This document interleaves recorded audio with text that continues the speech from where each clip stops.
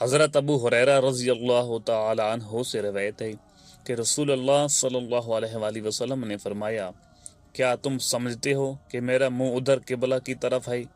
خدا کی قسم، تمہارا رکوع اور تمہارا خشوع مجھ سے کچھ چھپا ہوا نہیں ہے، میں تمہیں اپنے پیچھے سے بھی دیکھتا رہتا ہوں۔ صحیح بخاری حدیث نمبر 741۔ شعبہ نے بیان کیا، کہا کہ میں نے قتادہ سے سنا، وہ انس بن مالک رضی اللہ تعالی عنہ سے بیان کرتے تھے کہ وہ نبی کریم صلی اللہ علیہ وآلہ وسلم سے کہ آپ نے فرمایا، رکوع اور سجود پوری طرح کیا کرو، خدا کی قسم میں تمہیں اپنے پیچھے سے بھی دیکھتا رہتا ہوں۔ یا اس طرح کہا کہ پیٹھ پیچھے سے جب تم رکوع کرتے ہو اور سجدہ کرتے ہو تو میں تمہیں دیکھتا ہوں۔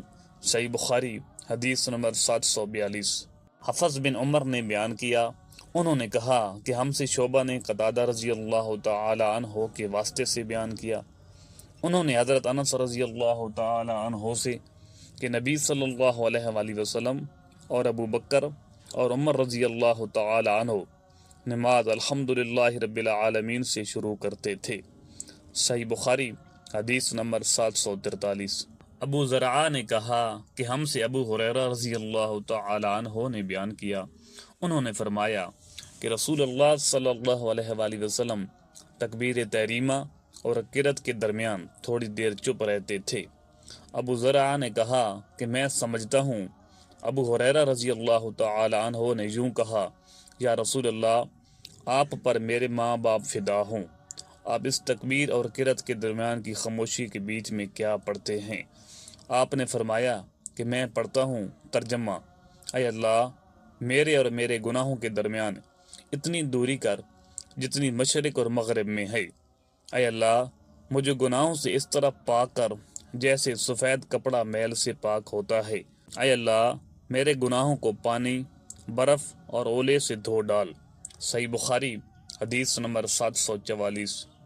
نافع بن عمر نے خبر دی، کہا کہ مجھ سے ابن ابی ملیکہ نے اسماء بنت ابی بکر سے بیان کیا کہ نبی صلی اللہ علیہ وآلہ وسلم نے سورج گہن کی نماز پڑھی، آپ جب کھڑے ہوئے تو دیر تک کھڑے رہے، پھر رکوع میں گئے تو دیر تک رکوع ہی میں رہے، پھر رکوع سے سر اٹھایا تو دیر تک کھڑے ہی رہے، پھر دوبارہ رکوع میں گئے اور دیر تک رکوع کی حالت میں رہے، اور پھر سر اٹھایا، پھر سجدہ کیا اور دیر تک سجدہ میں رہے، پھر سر اٹھایا اور پھر سجدہ کیا اور دیر تک سجدہ میں رہے، پھر کھڑے ہوئے اور دیر تک کھڑے ہی رہے، پھر رکوع کیا اور دیر تک رکوع ہی میں رہے، پھر آپ نے سر اٹھایا اور دیر تک کھڑے رہے، پھر دوبارہ رکوع کیا اور آپ دیر تک رکوع کی حالت میں رہے، پھر سر اٹھایا، پھر آپ سجدہ میں چلے گئے اور دیر تک سجدہ ہی میں رہے، پھر سر اٹھایا، پھر سجدہ میں چلے گئے اور دیر تک سجدہ ہی میں رہے۔ جب نماز سے فارغ ہوئے تو فرمایا کہ جنت مجھ سے اتنی نزدیک ہو گئی تھی کہ اگر میں چاہتا تو اس کی خوشوں میں سے کوئی خوشہ تم کو توڑ کر لا دیتا، اور مجھ سے دوزخ بھی اتنی قریب ہو گئی تھی کہ میں بول پڑا کہ میرے مالک، میں تو اس میں سے نہیں ہوں۔ میں نے وہاں ایک عورت کو دیکھا، نافع بیان کرتے ہیں کہ مجھے خیال ہے کہ ابن ابی ملیکہ نے بتلایا کہ اس عورت کو ایک بلی نوچ رہی تھی۔ میں نے پوچھا کہ اس کی کیا وجہ ہے؟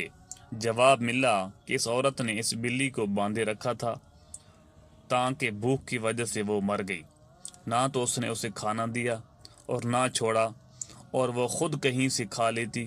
نافع نے بیان کیا کہ میرا خیال ہے کہ ابن ابی ملیکہ نے یوں کہا کہ نہ چھوڑا کہ وہ زمین کے کیڑے وغیرہ کھا لیتی۔ صحیح بخاری حدیث نمبر 745۔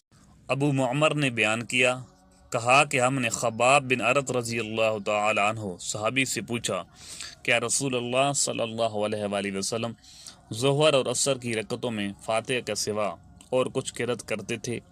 انہوں نے فرمایا کہ ہاں۔ ہم نے عرض کی کہ آپ لوگ یہ بات کس طرح سمجھ جاتے تھے؟ فرمایا کہ آپ کی داڑھی مبارک کے ہلنے سے۔ صحیح بخاری حدیث نمبر 746۔ عبداللہ سبعی نے خبر دی، کہا کہ میں نے عبداللہ بن یزید رضی اللہ تعالی عنہ سے سنا کہ آپ خطبہ دے رہے تھے، آپ نے بیان کیا کہ ہم سے برا بن عازب رضی اللہ تعالی عنہ نے بیان کیا، اور وہ جھوٹے نہیں تھے، کہ جب وہ صحابہ نبی کریم صلی اللہ علیہ وآلہ وسلم کے ساتھ نماز پڑھتے تو وہاں حضرت صلی اللہ علیہ وآلہ وسلم رکوع سے سر اٹھانے کے بعد اس وقت تک کھڑے رہتے جب تک دیکھتے کہ آپ سجدہ میں چلے گئے ہیں، اس وقت وہ بھی سجدہ میں جاتے۔ صحیح بخاری حدیث نمبر 747۔ امام مالک نے زید بن اسلم سے بیان کیا، انہوں نے عطا بن یسار سے، انہوں نے عبداللہ بن عباس رضی اللہ تعالی عنہ سے، انہوں نے فرمایا نبی کریم صلی اللہ علیہ وآلہ وسلم کے عہد میں سورج گہن ہوا تو آپ نے گہن کی نماز پڑھی۔ لوگوں نے پوچھا یا رسول اللہ، ہم نے دیکھا کہ نماز میں آپ اپنی جگہ سے کچھ لینے کو آگے بڑھے تھے، پھر ہم نے دیکھا کہ کچھ پیچھے ہٹے۔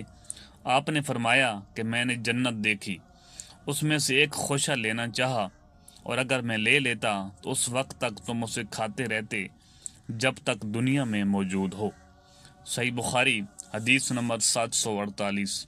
انس بن مالک رضی اللہ تعالی عنہ سے روایت ہے، آپ نے کہا کہ نبی کریم صلی اللہ علیہ وآلہ وسلم نے ہم کو نماز پڑھائی، پھر ممبر پر تشریف لائے اور اپنے ہاتھ سے قبلہ کی طرف اشارہ کر کے فرمایا کہ ابھی جب میں نماز پڑھا رہا تھا تو جنت اور دوزخ کو اس دیوار پر دیکھا، اس کی تصویریں اس دیوار میں قبلہ کی طرف نمودار ہوئیں، تو میں نے آج کی طرح خیر اور شر کبھی نہیں دیکھی۔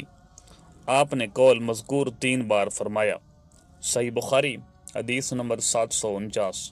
سعید بن میران ابن ابی عروبہ نے بیان کیا، انہوں نے کہا کہ ہم سے قتادہ نے بیان کیا کہ انس بن مالک رضی اللہ تعالی عنہ نے ان سے بیان کیا کہ نبی کریم صلی اللہ علیہ وآلہ وسلم نے فرمایا، لوگوں کا کیا حال ہے جو نماز میں اپنی نظریں آسمان کی طرف اٹھاتے ہیں۔